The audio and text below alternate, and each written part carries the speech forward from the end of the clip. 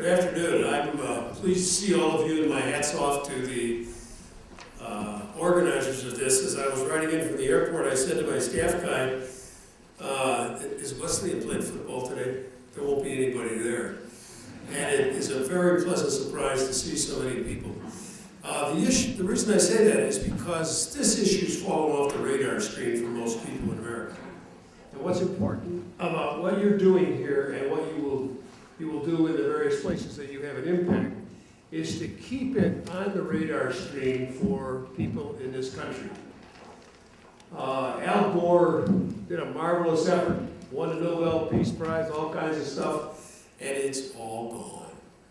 You got a Congress that's come in that, by and large, is interested in denying that there is such a thing as global change. Now, I come from a university that has an oceanography department that just sent a ship, a 65-foot sailboat, that sailed up from Seattle to Alaska and then across the Northwest Passage through the Arctic and then down the east coast of the North America and South America and then around Cape Horn and then all the way back up to Seattle.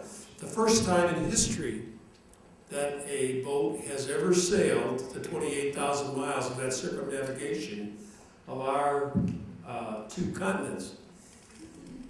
What they found, first of all, the fact that a sailboat could go through the Northwest Passage tells you something about where we are with the effects of global climate change. And what they also found is they took water samples all around the place, was the changes in the acidity of the water and the temperature and what's happening to the food chain and a lot of very disturbing scientific facts that are, in my view, ought to have people wide awake about this issue. Now, the president thought it was important enough that he put it on the agenda of the things he wanted done. And I personally am one of those people who thought that cap and trade was not a good idea. I'm a carbon tax person.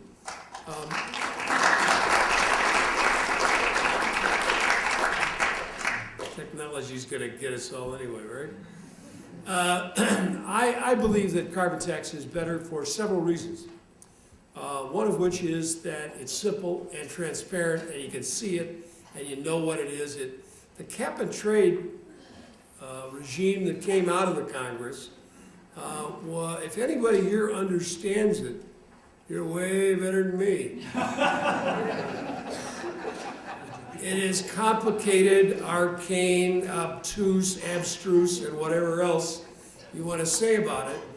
And my view is that if this is ever going to work, it's got to be kept off Wall Street. Yeah. If you have, if you allow them to get into it and decide how to make derivatives and chop things up and chop them every which way, you are going to have a system, in my view, that simply will not accomplish the environmental goal we want and will wreak havoc with an awful lot of other things in the process. So the carbon tax to me is a very simple way, and there are, if you look in the congressional record, or if you looked online about this, there are something like 6 different bills put in by various members of the Ways and Means Committee, which I sit on. And they are all a little bit different from one another. You've got a congressman from around here named John Larson, has one bill, and Pete Stark has a bill, and Lloyd Doggett has a bill, and so forth and so on. And I won't go through all the different variations of it. We can get to that in the question period if you would like. But they are all simply putting a tax on carbon and letting it be passed down through the economy, and the money that you take, you pass to the people in the society to deal with the costs that are added by the carbon tax. Now, clearly there are inequities in the society already. And one of the things you don't want to do with a carbon tax is make the social inequities worse. I actually last year, as part of the economic collapse, I suggested a plan for gas stamps. We have food stamps in this country, but we also have people who are dependent on driving a car somewhere, and as gas goes up, it's harder and harder for people who are making $10 an hour to afford gas. Or to buy I've got 3 Priuses, okay? One in Washington, D.C., one in Seattle that my wife drives, and one that I lease for my car in my district. I'm able to do that. Not everybody is able to do that. A lot of people are stuck with a clunker, and they've got to deal with the price of gas. So when you start talking about carbon taxes, you are talking about a real bread and butter issue on the kitchen table. And I really think that it's much simpler to make it a sort of cap plan and pass the dividend out to the ordinary people and force the industries to begin figuring out how to be more competitive by changing the way they use energy. And that's what really a carbon tax does in my view. I think that the climate in this Congress, I'll just say one thing about it, then I'll sit down, is that you have as the potential chairman of the Energy and Commerce Committee, that is Henry Waxman's alternative, a guy who sat on the dais of the committee and apologized to the president of BP for bringing some anguish into his life. And in my view, that's sort of reflects a simple bias that is never going to lead to a good resolution on this whole area. I think that the Ways and Means Committee, it's unclear what Dave Camp, who probably will be the new chairman, what direction he will take. And it certainly isn't clear what the leadership in the House and Senate from the Republican side will put up as the bills. What you have going into this session is a president who put all these issues up there. Healthcare, cap and trade, environmental regulation, bank regulation, all that stuff. And the other side said, no. Now they're in charge. And the question is, what are they going to put up on the table?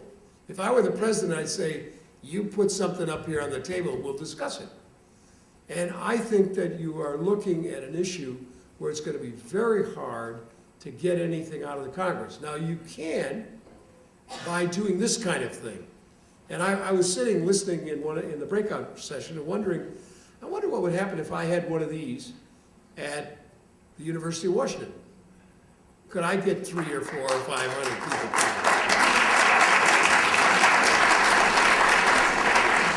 And if you care about this issue, you ought to be thinking about how you're going to organize nationally to get every college campus to have this kind of event occur.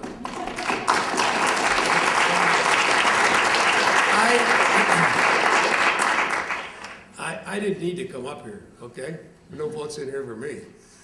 But I came up here because I wanted to see whether it actually would work. And you give me faith. Now you've got to take that faith and spread it around through the student organizations around this country, and you can drive this issue. I had a candidate against me, and this is the last thing I'll say. I just finished an election where I won by 82%. And that was up from the last election. I'm about the only guy you'll see whose numbers went up in this election. We have in Washington State a situation where we have the top 2 candidates from the primary go to the general election. I got a candidate against me. I got 80% in the primary. He got 6%. And he doorbelled 60,000 houses talking about global climate change, global warming. And he said, I'm not running against Jim McDermott, I'm running against climate change. We've got to do something about this, and he's not doing enough. I agree with him on everything. He's going to get elected. But we got to do something about climate change. The mood is out there in the public. And the proof, and I'll tell you another secret about this country. Some of you live out here on the East Coast. Everything good that starts in this country starts on the West Coast.